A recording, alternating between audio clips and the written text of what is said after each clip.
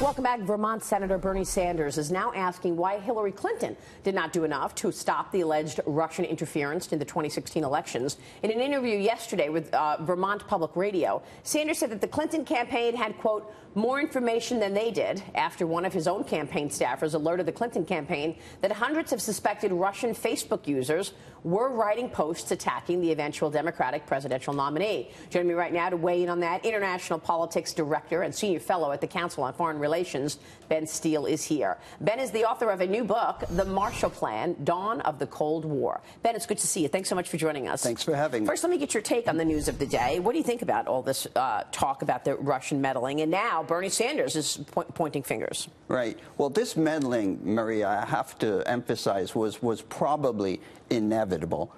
Russia has been pushing back against what it is seen as our aggression in the region through NATO expansion over the past 20 years and is using asymmetric means of warfare, ways to hit pressure points in this country that don't involve direct military conflict. So Sanders is denying Special Counsel Robert Mueller's assertion that Russian actors backed his presidential campaign. What do you think about this? Your take on the recent indictments by the Special Counsel? Well, I mean, we're moving further and deeper in the direction of implicating many people in the United States in involvement in this Russia scandal in our election. And it's not surprising that those who may have benefited from it are pushing back and saying, hey, this had nothing to do with us. We weren't beneficiaries of it. Other people were involved. Other people were trying to take advantage of it. Well, this has been going on, though. I mean, Russia has been trying to undermine the U.S. and the West in general for years, right? Well before the Trump administration actually came into power. Well, this actually goes back to my book, Maria. One thing that I argue in the book is that the conflict between the United States and the Soviet Union at the end of World War II really wasn't about ideology. It wasn't about Marxism and capitalism. It was about geography, about who would control Europe and what the border lines would be. And we're replaying that same dynamic now since the supposed end of the Cold War as we jockey for position with Russia in Central and Eastern Europe. And Ukraine for Russia is really the last bastion right on their border, a former major Soviet republic. So this conflict I really see as having been inevitable. Yeah, it's interesting that you say that because the truth is it's actually that simple. It's about territory. So you write a new perspective on the Marshall Plan. Tell us about it.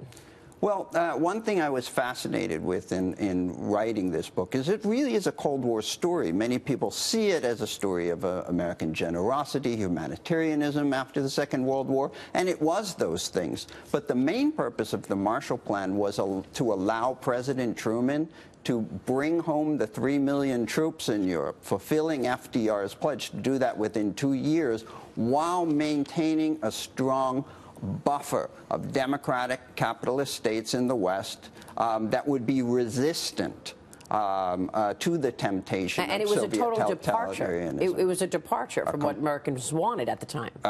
Completely. The vision that FDR had for the post-war world was commonly referred to as one world, where the United States would march forward in cooperation with the Soviet Union. They would use the United Nations as a forum to bring them together in order to bring peace and stability to the world. The Marshall Plan actually helped divide Europe.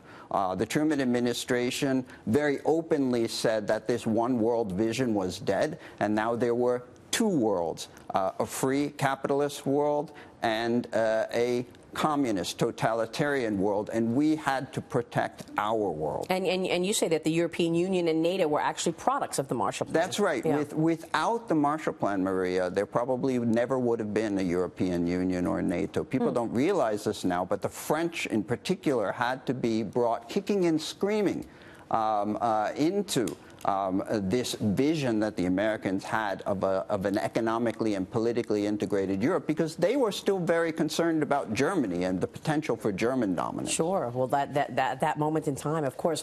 Let me take you back to today. Senior White House officials are saying that the Trump administration is considering new sanctions against Russia. Right. Of course, Special Counsel Robert Mueller indicting 13 individuals, 3 businesses, as well as last year's massive cyber attacks. Is this the right move in your view in terms terms of these sanctions? What do you want to see the U.S. do in response?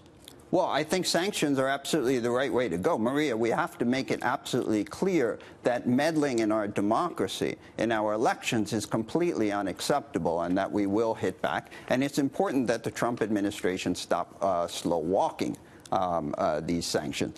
I also think, however, looking out long-term, that we've got real challenges in Central and Eastern Europe that we've got to address.